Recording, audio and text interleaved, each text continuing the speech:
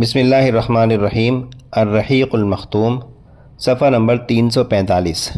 عبداللہ بن ابی اور اس کے ساتھیوں کی سرکشی۔ طلوع فجر سے کچھ پہلے آپ پھر چل پڑے اور مقام شوت پہنچ کر فجر کی نماز پڑھی۔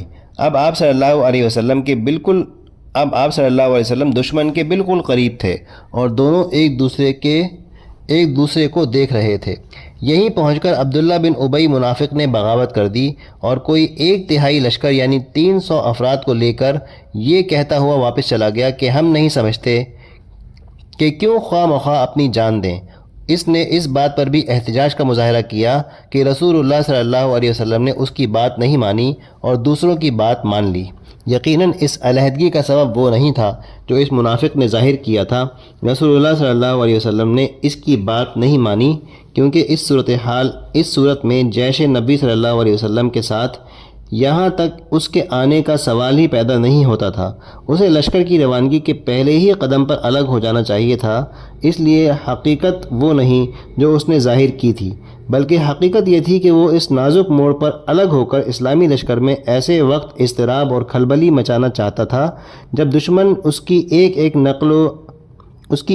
نقل و حرکت دیکھ رہا ہو، تاکہ ایک طرف تو عام فوجی نبی صلی اللہ علیہ وسلم کا ساتھ چھوڑ دیں اور جو باقی رہ جائیں ان کے حوصلے ٹوٹ جائیں، اور دوسری طرف اس منظر کو دیکھ کر دشمن کی ہمت بندھے اور اس کے حوصلے بلند ہوں۔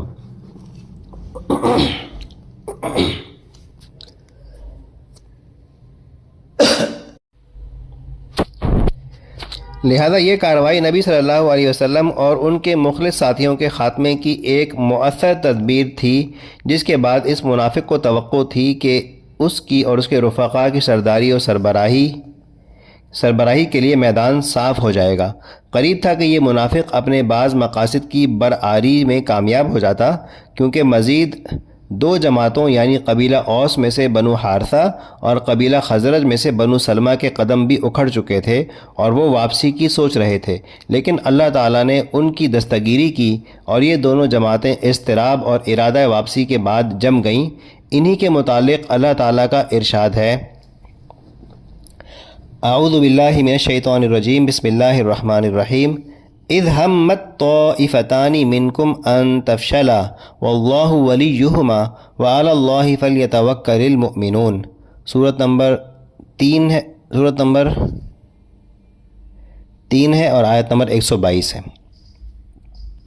جب تم میں سے 2 جماعتوں نے قصد کیا کہ بزدلی اختیار کریں اور اللہ ان کا ولی ہے اور مومنوں کو اللہ ہی پر بھروسہ کرنا چاہیے۔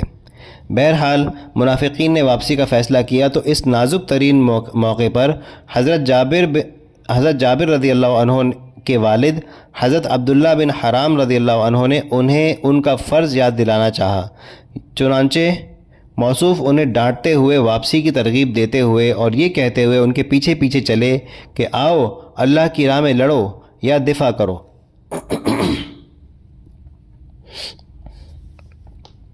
مگر انہوں نے جواب میں کہا، اگر ہم جانتے کہ آپ لوگ لڑائی کریں گے تو ہم واپس نہ ہوتے۔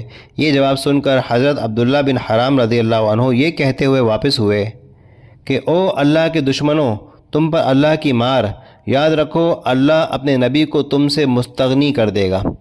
انہی منافقین کے بارے میں اللہ تعالیٰ کا ارشاد ہے: وَلِيَعْلَمَ الَّذِينَ نَافَقُوا وَقِيلَ لَهُمْ تَعَالَوْا قَاتِلُوا فِي سَبِيلِ اللَّهِ أَوِ ادْفَعُوا قَالُوا لَوْ نَعْلَمُ قِتَالًا لَاتَّبَعْنَاكُمْ هُمْ لِلْكُفْرِ يَوْمَئِذٍ أَقْرَبُ مِنْهُمْ لِلْإِيمَانِ يَقُولُونَ بِأَفْوَاهِهِمْ مَا لَيْسَ فِي قُلُوبِهِمْ وَاللَّهُ أَعْلَمُ بِمَا يَكْتُمُونَ۔ سورت نمبر 3 ہے، آیت نمبر 167 ہے۔ اور تاکہ اللہ انہیں بھی جان لے جنہوں نے منافقت کی اور ان سے کہا گیا کہ آؤ اللہ کی راہ میں لڑائی کرو یا دفاع کرو، تو انہوں نے کہا اگر ہم لڑائی جانتے تو یقیناً تمہاری پیروی کرتے۔ یہ لوگ آج ایمان کی بنسبت کفر کے زیادہ قریب ہیں، منہ سے ایسی باتیں کہتے ہیں جو دل میں نہیں ہیں، اور یہ جو کچھ چھپاتے ہیں اللہ اسے جانتا ہے۔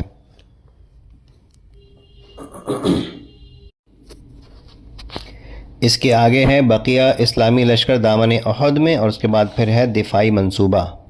یہ ہم اگلی آڈیو میں پڑھیں گے انشاءاللہ۔